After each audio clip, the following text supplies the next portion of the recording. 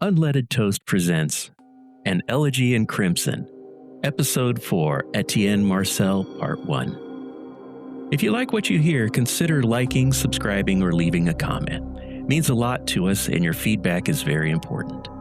Thanks. Before we begin, a kindness of sorts. This show, this unholy elegy touches dark things. Violence, betrayal, power twisted until it screams, coercion, obsession, regret. The decay of love, yes, but also the predatory ecstasy of domination. The vampires you'll meet, although they're not brooding romantics, they're apex predators dressed in silk and shadow. And the mortals? Oh, they're sheep, fleeting, often forgotten, unless they amuse. They will kill you. They will seduce you. They will destroy what they love the most. Violence here is not without prejudice. Oh, and it is very rarely gentle. Some episodes will hurt. Some may unearth your own forgotten wounds. Oh, you have permission to pause, to breathe, to walk away. But if you stay knowing the void watches back.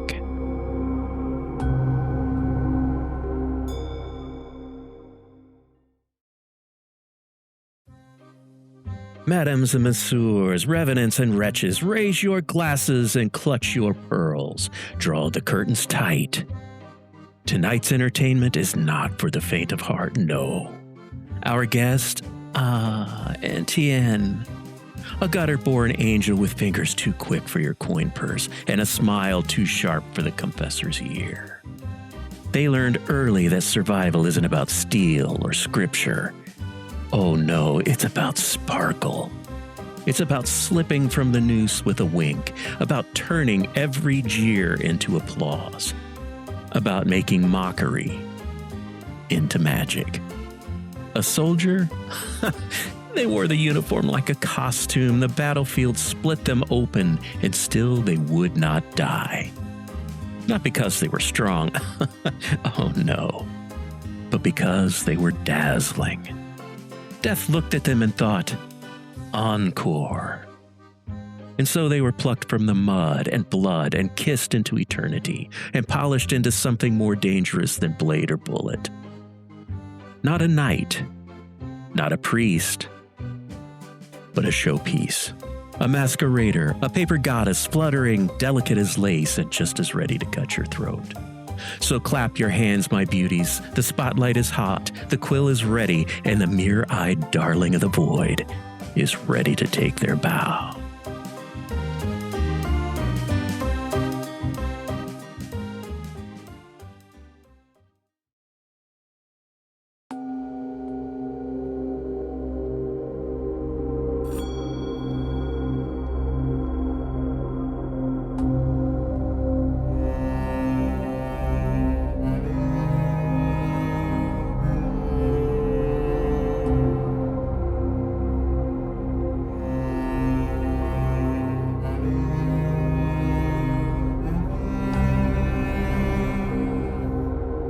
Reality folds in on itself. You stand in a sterile, infinite expanse stripped of time, color, and meaning. This is the void. A flat, pallid light seeps from nowhere and everywhere. There's no texture, no echo, no shadow. Only absence, and the ache of judgment yet to come. The air hangs heavy with the weight of the unknown. The silence is total but not peaceful. It's suffocating. Then a single point of gold light flares with theatrical bravado. The facilitator has arrived. They do not break the silence, they remix it. Silk swishes, lacquered nail gleams, a glove snaps into place. Darling, they purr, their voice steeped in velvet and venom. What a fabulous show you've prepared. A sly smile, a fingertip on your lips. Shh, my pet. This won't hurt much. Agony blooms, not of flesh, but soul. Memories surge, kisses to ash, betrayals fossilized, pleasures curdled into cruelty. Each strips away the armor around your cursed heart. A massive leather-bound tome erupts into being. The Book of Records. Pages tremble, eager. A bone-white quill hovers, dipping into unseen ink. And it waits. With a sweep of the facilitator's hand, the void peels back. An amphitheater of black stone and gold arises, lit by flickering, unnatural flames. The audience fills the tiers, living, dead, broken victims, witnesses, lovers, enemies. All whisper your name in 10,000 tongues. You stand exposed at the center. A predator no more, only prey. The void is now a stage and the crowd demands your story. The facilitator ascends a narrow beam of light, garments swirling like ink and water. Gods, old ones, angels and demons and psychopomps of all persuasions. Witnesses eternal and forgotten. Welcome. The lights go out. A spotlight comes up, focused on the facilitator. They grin and produce a rose from the sleeve of their robe. Oh, the petals are sharp as razor blades.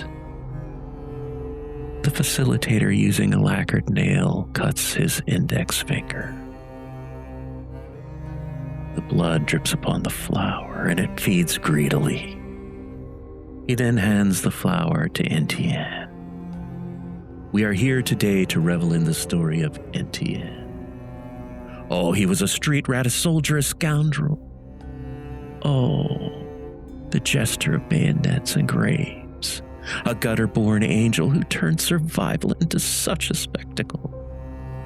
They wore hunger like silk and mockery like a crown. They would not march in rank.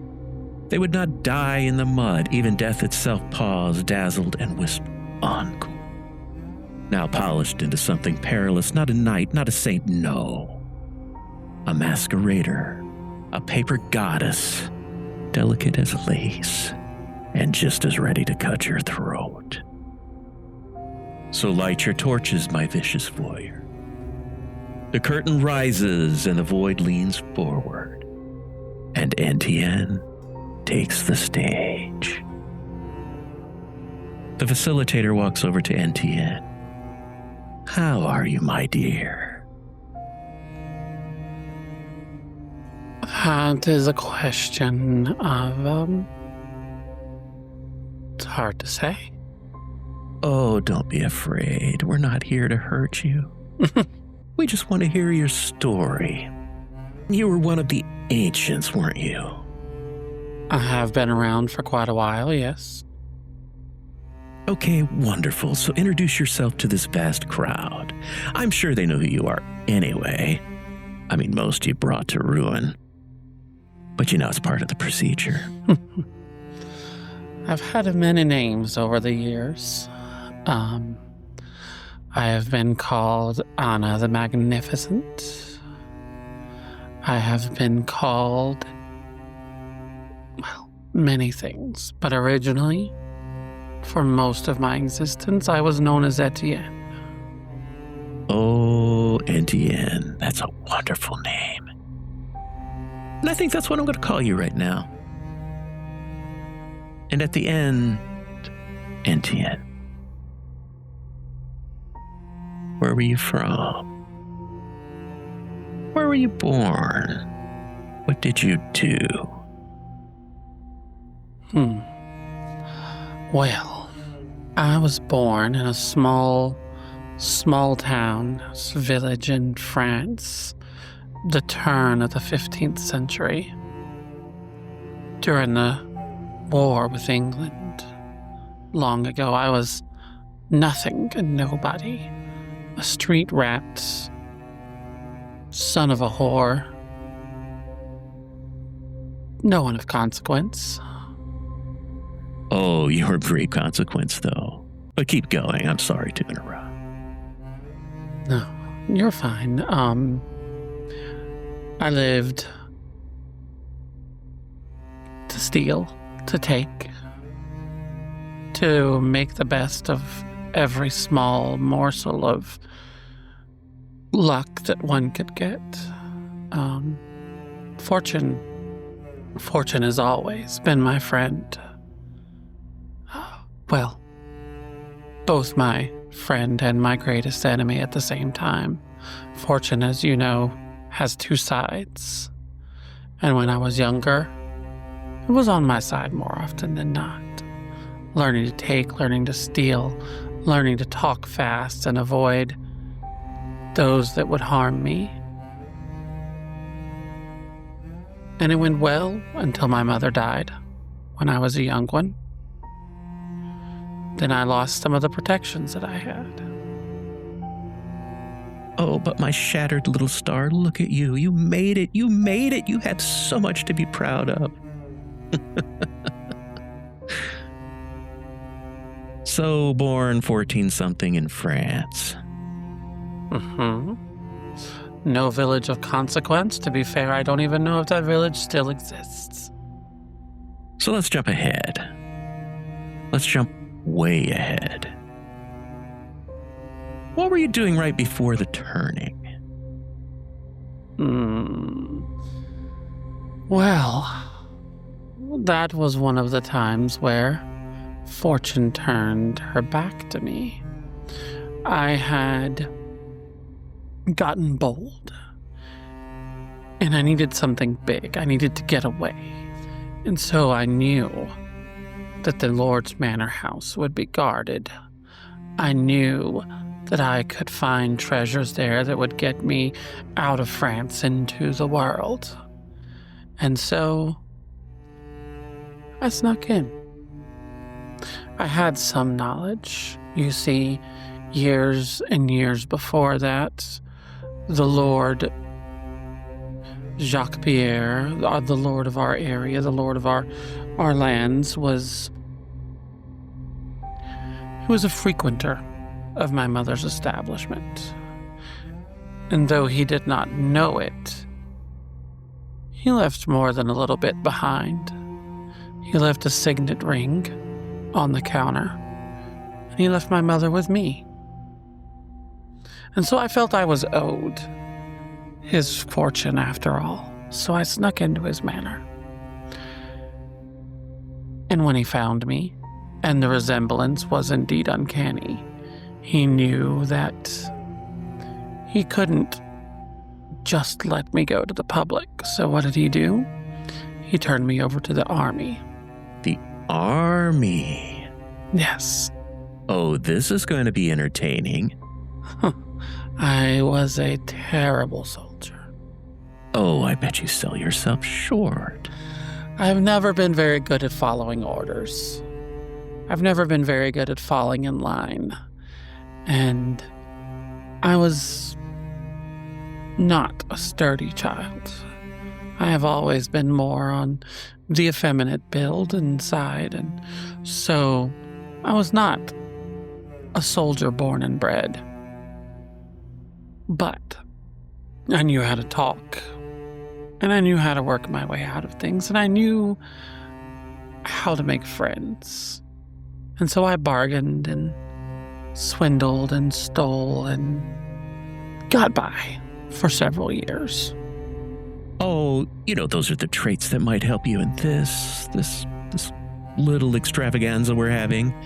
Being able to bargain. Oh, we'll see. I'm not going to sell you short, though. Continue, please. During that time, I had made friends with this young man named Bernard. someone who taught me a little more about worth than I think anyone else had done. Taught me other things too. Taught me card tricks, taught me how to slip coins, taught me how to see things and see people in a different manner, to see people in ways that you could talk to them and find out what they wanted, what they needed. And Bernard was my protector for quite a while, but unfortunately, on the field of battle, there's no amount of talking that can save you. And as I said, I was a wonder with a knife in a back alley. Was not good with the sword. And so one day, during a heated battle, I received a sword directly to my guts. Oh, that had to sting. Not the wound, darling. The humiliation. All that charm, all that shimmer, and still you bled like anyone else. Oh, how terribly mortal of you. Oh, it was the most pain I've ever been in. After that, I don't think I've ever been in as much pain. And I lay there, dying on the battlefield. That sounds so delightful. You sprawled out on the field, bleeding out in all your tragic finery, death creeping in, and for once you had no clever tongue to bargain with it. I was dying. I was nearly dead. To my benefit, there was another on the field that day, dressed as a monk. He searched the battlefield like some great carrion bird, finding a feast in those that were nearly forgotten, and those that would be sacrificed and would soon be dead. And upon finding me, pushing bodies off upon me where I lay, he saw something he valued. To this day, I'm still not quite sure what it was that he saw in me. But he took me to his monastery that very day, and he gave me this gift. This gift? I think I know what you mean, Sugar Plum. But let's not keep the audience guessing. Yes. Come on now, the book is listening. The quill, it's twitching. We might as well call it what it is. What gift exactly? The dark gift, vampirism itself. The ability to be immortal, and the ability to be a predator. Oh, that is such a wonderful little gift, my abomination. I have cherished it greatly over the past centuries, yes. Oh, you have enjoyed yourself. We've all noticed, darling. So tell me, this monk of yours, does he have a name? Or shall we just call him, lapse in judgment number 1? He did. His name was Romulus. Romulus. And he was old.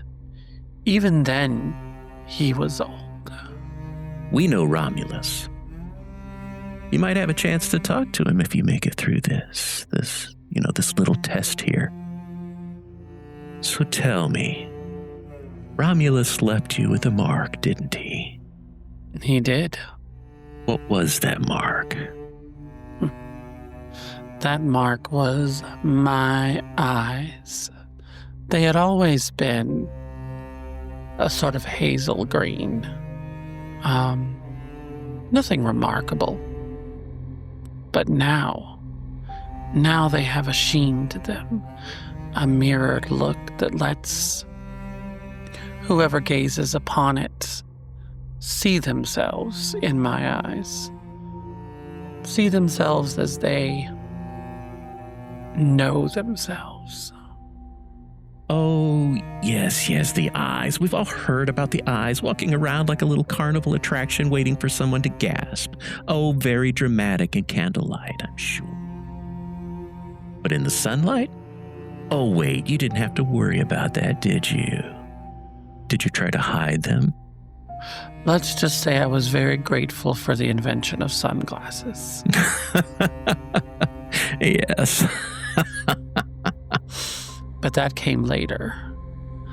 I found them useful in different ways. It's easy to keep yourself from looking directly into a person's eyes until you need to. And then once you do, once you have them trapped in that gaze, it's easy to get what you want, said the spider to the fly. Indeed. All right, I'm starting to like you. Though it may just be the same perverse fondness one has for a particularly clever plague. Now let's go back. You were turned by Romulus, and we all know what Romulus was like. Well, darling, your first little sip. Mm-hmm. How did it taste? Tell us about the warmth, the way their wills snapped and danced on your strings. They were a beloved, weren't they? One of your own, and you killed them. Oh, go on. Be specific. When I was orphaned, there was a woman who took me in. She cared for me. She made sure that on the days I wasn't lucky enough to pickpocket the bread or enough money to buy the bread, that I had food. She talked me out of trouble whenever I would get caught by the constables. She was good to me. She was very good to me, despite the fact that she had no need or no encouragement to be good to me. And so when I stumbled back into that village whose name has been lost to time, I was starving. I was so starving.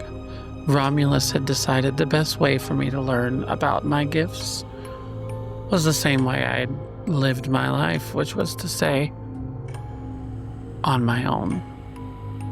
He would teach me later, but in that moment I needed to do it myself. And so I stumbled to the only place I knew that was familiar. It was late. I stood on the doorstep. I hesitated. And then I knocked. And when she opened the door, I bowed my head, not to show my eyes at first. She took me in, sat me down at the table, by the fire where it was warm. She remarked at how cold I was. I said nothing. She brought me food. I pretended to eat. She asked me questions, and I gave small answers, because the longer I sat, the more I could barely resist. And I knew that the minute I started talking, it would be over. The minute I could catch her, it would be done. Until I could stand it no more, and I turned and I looked at her, and she saw my eyes, and she saw what I was. And I asked her a question, just a simple question. I asked her, I said, if there was one thing that you could take over, if there was one thing that you could do again, what would it be? And the whole time I moved closer and closer. And when she opened her mouth to tell me, I struck. I let her confession die on her lips as a soft, escaping sigh. can taste it. Oh, listen, do you hear it? That faint broken sound, she's weeping. Oh, she's here in the crowd. Every sob, every shudder, oh, that's all for you. And yet, tell me, does it move you? No? I'm truly not sure. It's been a long time since I've felt much of anything other than satisfaction. Oh, you're a hard one. A hard one, sweetie. Well, let's not linger on your tragic little tale. Every one of your kind, I mean, they have one. You're not special. And then shortly after, someone actually cared for you? Oh, how adorably stupid on their part. They even risked their flimsy little mortal soul to save your damned hide. Oh, pathetic. And the worst part, they probably thought you were worth it. Isn't that just so deliciously sad? So tell us, what did they give you? How did they help you? Oh, we're all dying to know. I wandered for many years. Romulus was not a mentor. He wasn't a teacher. He was tired. He had been around for many years, and he was not one to spend his time with anyone else. He had gotten used to being alone. And so I took off. But I was not worldly, even as a vampire. I lacked sophistication. I was still a street rat. And so, on the road to Grand Paris herself, I encountered a theater troupe. They saw this effeminate creature that could easily play any role that they needed. Could be the young lass or the dashing prince, whatever they needed. I was physically still in my 20s, early 20s. I was scrawny and lithe is the word you would use. And so they took me in. The master of the troupe. What was his name? Of course, it was Jean-Pierre. Classic French. He took me in, taught me the trade, taught me how to rile up the crowd, how to play to an audience. And the adoration of the crowd was almost soothed the hunger just a little bit. Take the edge off. I enjoyed it almost as much as I did the hunt. So you were hiding among the sheep show. How interesting. But you slipped up. Someone got caught with their fangs out. Oh, how awfully unfortunate. No, let's call it what it is. It's idiotic. It's sloppy. Whatever. Somebody saw too much, little darling. So tell me, how did you pack up your sins and flounce away like a little debutante caught in a scandal? Did you at least curtsy on your way out?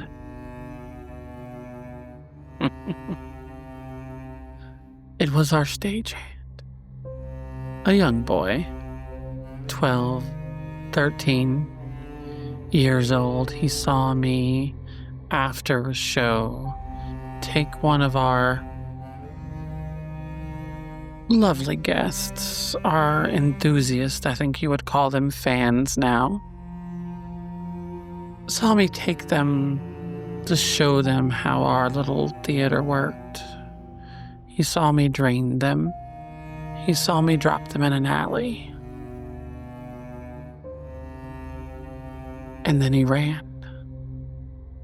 And when I got back, the looks that I was given, I knew right then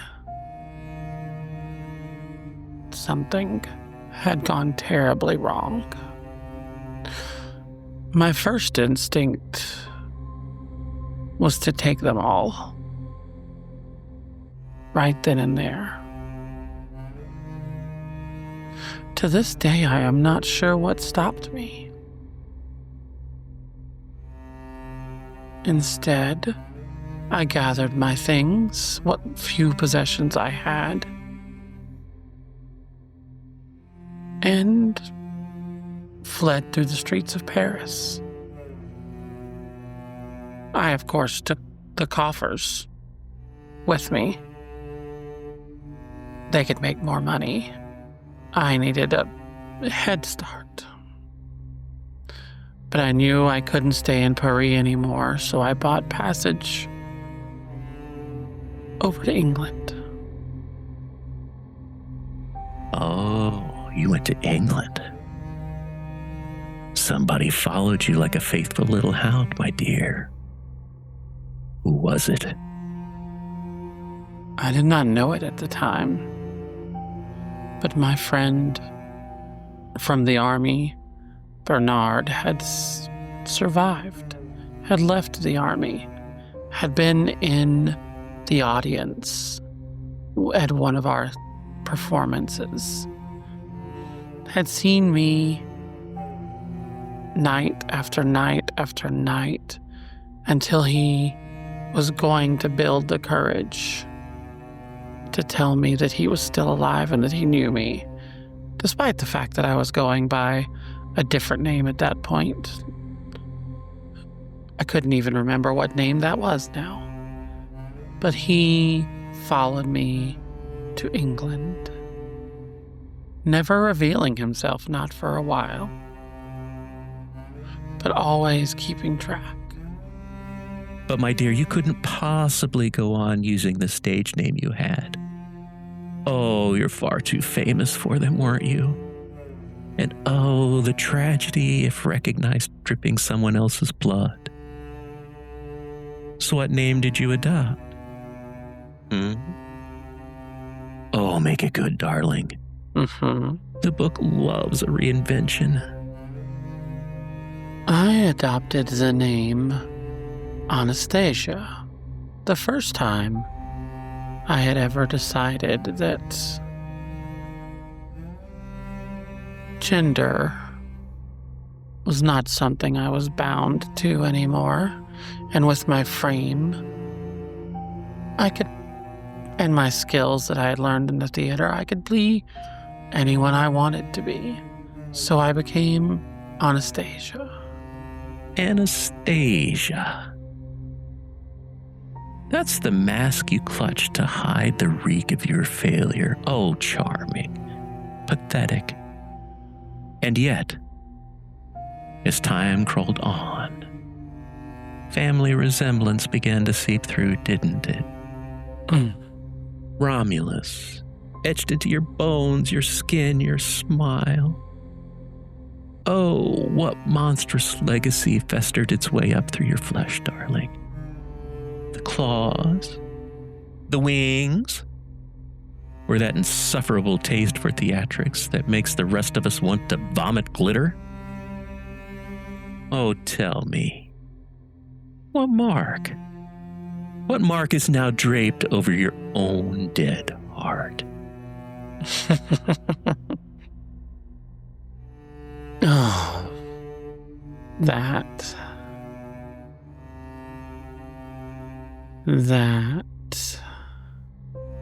I was surprised the first time it happened when I looked down at my skin, and instead of the soft and supple flesh that I had expected, it was hard, almost marbled. I could still move. It was still flexible. I could still use my hands for sleight of hand, for prestidigitation, but the skin was cold, like a marble statue. Or like your heart, black and shriveled and stinking of rot. And you know it. We all do. We're just making sure the rest of them get to see it too. So tell me, darling, how did you hide it? Good makeup effects, long sleeves, dramatic lighting. Oh, the things you learn in a sheep show. Indeed. So things were going pretty well for you, weren't they? Until, the killing. You didn't just murder someone. You murdered someone you respected. Because you couldn't risk them telling the truth. Oh, how noble, how utterly self-serving. Who was it, darling? Who did you strangle into silence before they could speak your name? Oh, and tell me, was their blood bitter with the taste of betrayal? Or sweet with the trust they still had in you as they died? Oh, don't you dare go quiet now. We're all listening.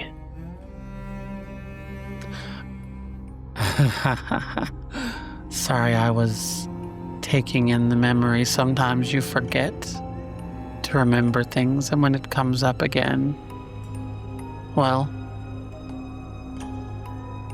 it's the only way to feel things this way, in this moment. And so I can tell you the story. I had befriended many a gentleman in London. So many of these men were charmed to have someone on their side that could play the part. And it was easy to manipulate, to convince, to scheme, and then to find a servant in the hallway, take them out. Nobody missed servants. They just hired new ones. But there was one gentleman. He was a banker. Ah, a banker. Of course. You do have a knack for sniffing out coin, don't you, darling? Indeed. And I should have known that he would be too shrewd, too cunning. He didn't figure out my secret specifically. He didn't know what I was. But he knew that I was lying. He knew that I had secrets. He hired some people to follow, to find out. And of course, when those people confronted me, because they were not as clever as they thought they were, and when I had killed those people, I knew who sent them. And I knew why he sent them. So tell me, darling, how did he taste? All that fine wine, gilded cutlery, and smug little profits. Did it season the blood? Or was it just the bitter tang of greed running down your throat? I bet you savored every drop, didn't you? He tasted like self-satisfaction. He tasted like the feeling of taking a bow on the stage, listening to the thunderous sound of applause. Oh, you enjoy that far too much, don't you? The bow, the spotlight, the pretending the world is just gasping for you. Very much. So how are you liking our little show so far? Must feel nice, Must feel familiar, finally getting top billing. even if it's only because you're tonight's cautionary tale.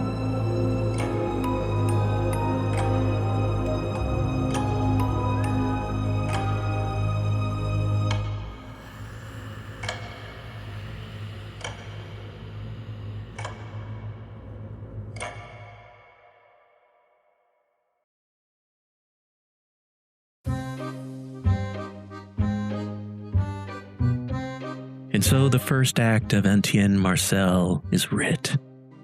Oh, a soldier's shame, a jester's mask, a mere-eyed darling who learned that survival itself can be staged with a bow, a trick, a grin that cuts deeper than any blade. But the void, my darlings? Oh, the void is never sated. And neither are they. Etienne does not simply kill. Oh no, they captivate. They make you laugh before they'll ruin you, make you fall in love before they bleed you dry. Every cruelty a curtain call, every sin an encore demanded by the dark. And tonight, this trickster's mask was worn by Maeve Fox, a tabletop gamer, poet, artist, and darling of many stages. She dances through endless night gaming in not one, not two, but 3 games. You can find her charms at the links listed below. And should you crave her words carved in ink, her poetry awaits you in the volume Letting Go of Me. Oh, seek it, sweet ones. If you dare to be moved, you can find a link down below. As always, thank you for stepping into the void with us. If this tale drew blood from your heart, leave a review, whisper it to a friend, or simply sit in the hush. But remember, this is only part 1. The dice are tumbling, the mask is not yet cracked, and Etienne will return, sharper, hungrier, and dazzling still. Until then, the book remains open. The quill still trembles. And you, my beloved masqueraders, you would do well to save your applause.